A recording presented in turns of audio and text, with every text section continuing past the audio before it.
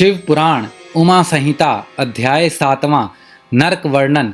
सनत कुमार जी ने महामुनि वेद व्यास से कहा, हे महामुने, इस संसार में पाप करने वाले सभी मनुष्यों को यमलोक जाकर अपने पापों का फल अवश्य भोगना पड़ता है।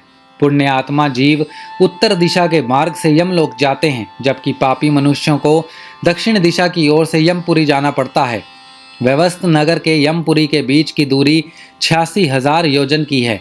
धर्मात्मा मनुष्य जो दयालु प्रवृत्ति के हैं सुगम मार्ग से पहुंच जाते हैं, जबकि पापियों को बड़े कठिन मार्ग से जाना पड़ता है। उनके रास्ते में नुकीले कांटे, गर्म बालू व छुरियों जैसे नुकीले कंकड़, कीचड़, सुइयां, अंगारे, लंबे अंधकार युक्त वन, बर्फीले मार्ग, गंदा पानी, सिंह, भेड़िए, बाघ, मच्छर एवं अनेक तरह के जहरीले और भयंकर कीड़े, सांप, सुअर, भैंसे एवं अनेक भयानक जीव, भूत प्रेत एवं डाकनी शाकनी उस पापी मनुष्य को रास्ते में कष्ट देने के लिए खड़े रहते हैं।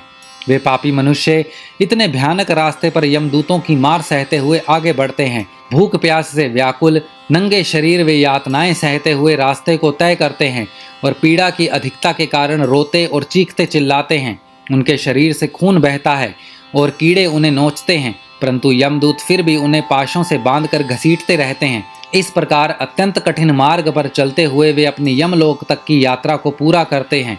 वहां पहुंचकर यमदूत उन पापी मनुष्यों को यमराज के सामने ले जाते हैं। यमलोक में यमराज उन मनुष्यों के पाप और पुण्यों का लेखा जोखा देते हैं।